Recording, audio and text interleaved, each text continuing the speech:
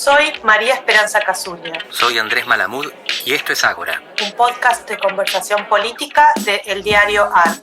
Hola Andrés, ¿cómo vas? ¿Estás por ahí? Hola Meg, ¿cómo andás vos? Muy bien, muy bien. Y te quería dejar la invitación esta semana de que cambiemos un poquito el foco y hablemos un poco de política europea, que sé que es otro tema que a vos te interesa especialmente. Encantado, por acá entre disfrutando y sufriendo. El primer tema que creo que tal vez podríamos tomar es qué pasó y qué está pasando y qué va a pasar en Alemania, en donde se cierra un ciclo histórico, ¿no? Donde Angela Merkel deja de ser primer ministro de Alemania. O tal vez es presidente, ahora me agarró una duda. Canciller. Canciller, exactamente. Pero es el equivalente a primera ministra. Bueno, te cuento las cosas que me llamaron la atención leyendo la noticia desde otros países, por ejemplo desde Argentina. Había alguien que decía, tan buena lideresa no habrá sido si después de 16 años no pudo imponer a su sucesor. Y me llamó la atención porque ese no era un tema de debate en Alemania, la imposición del sucesor. Y de hecho el partido que salió primero, la socialdemocracia, integra su gobierno en lo que se llama la Gran Coalición. Los dos partidos más grandes de Alemania cogobernaron durante todo este periodo. Y el tipo que podría ser el primer ministro, que es del otro partido, es su vicecanciller en este momento.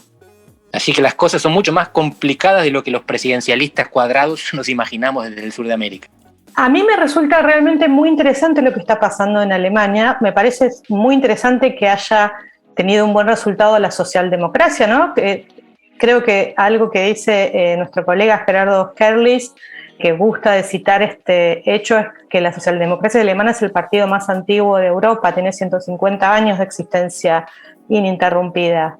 Y que pareció estar en crisis, digamos, en Alemania, así como parecen estar saliendo de la ola del COVID, parecen estar saliendo de la ola de crecimiento de las alternativas de ultraderecha y parecen estar refortaleciéndose los partidos tradicionales. Me puedo equivocar totalmente, te quería preguntar si esto se puede leer así o no.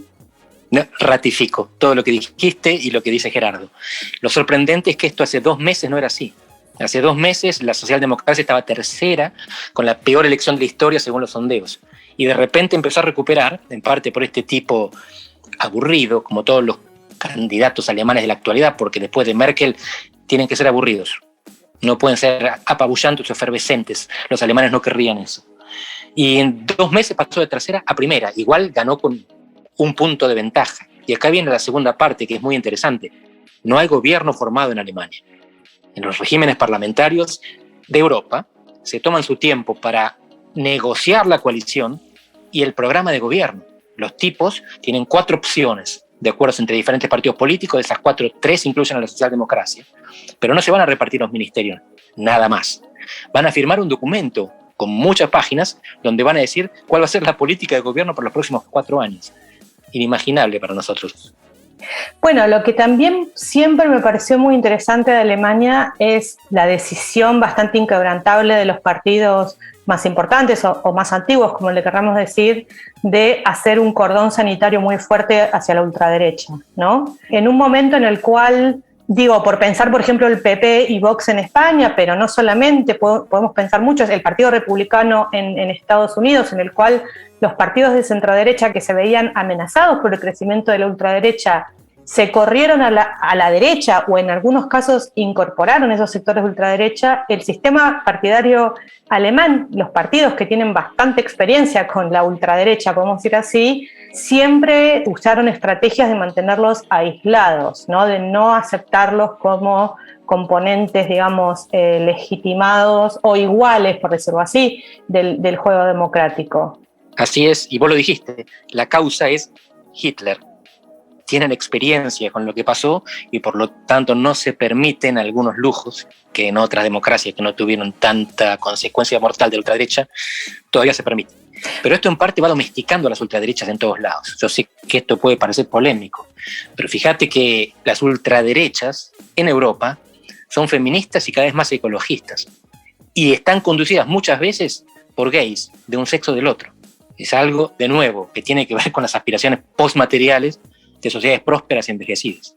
Un dato que siempre recuerdo, hay un libro muy bueno sobre el uso de Twitter en política que está compilado por Cristina Holzbacher, una colega alemana justamente, y que dice que en Alemania, no sé si esto habrá cambiado, este libro tiene unos años, que los partidos tradicionales, que los partidos en general no están en Twitter, digamos, no hacen el uso ni los partidos, ni mucho menos los políticos. Angela Merkel no tenía directamente cuenta de Twitter. Había una especie como de pacto de decir yo no entro en el juego no me dejo seducir por el juego seductor de las redes sociales, que me parecía también muy interesante. Te quería plantear una última pregunta que es una duda genuina que yo tengo.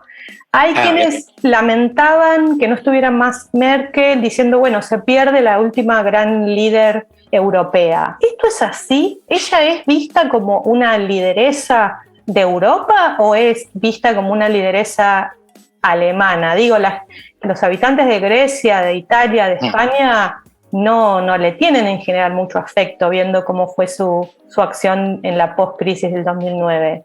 Y de Portugal, gran cuestión esta que estás levantando, porque te cuento mi propio periplo emocional respecto a Angela Merkel, habiendo sufrido en Europa del Sur su posición respecto a la crisis del euro entre el 2009 y el 2011, que es cuando cae en Portugal. La odiábamos, era la peor del universo, era la tipa que hacía sufrir a los países pobres por la rigidez puritana alemana, es la que representaba lo peor del ajuste. En 4 años se empezó a dar vuelta, del 2011 al 2015, que es cuando toma la decisión de dejar entrar 1 millón de refugiados sirios, que casi le produce la caída. Pero ella dijo, lo vamos a lograr, y lo consiguieron. Alemania los absorbió de 82 millones, hoy tiene 84. Y no son alemanes los que se están reproduciendo, son inmigrantes los que están entrando. Y después ganó ella, porque el euro lo salvaron ella y Mario Draghi, el presidente del Banco Central Europeo, cuando prometió hacer todo lo necesario para que el euro no quebrara, o sea, emitir y comprar bonos. Y eso fue lo que hizo. Así que, fíjate, en una década pasó de ser Cruella de Vil a la salvadora de Europa. Y creo que los 2 juicios eran correctos. Ella aprendió en el camino. Y en parte su actitud hace 10 años, de ajustadora, no salió mal porque tenía a Draghi en el Banco Central Europeo. Si no hubiera sido por este italiano que hoy gobierna Italia, quizás la apuesta por Angela Merkel habría salido mal y hoy sería la culpable de la destrucción de Europa. Pero salió bien. Bueno, sirvámonos una más tarde, o vos ya estás casi tal vez en horario, una cerveza o un Kirsch, no sé, una bebida alemana, y brindemos entonces a la memoria de los 16 años de gobierno de Angela Merkel. Y a ver cuánto tiempo demoran en armar una coalición. Se habla de 3 meses, pero es muy interesante seguir la morosidad de estos procesos políticos cuando en Argentina vivimos atrapados por el vértigo. Mientras tanto, brindemos. Un abrazo, Andrés, hasta luego. Beso grande.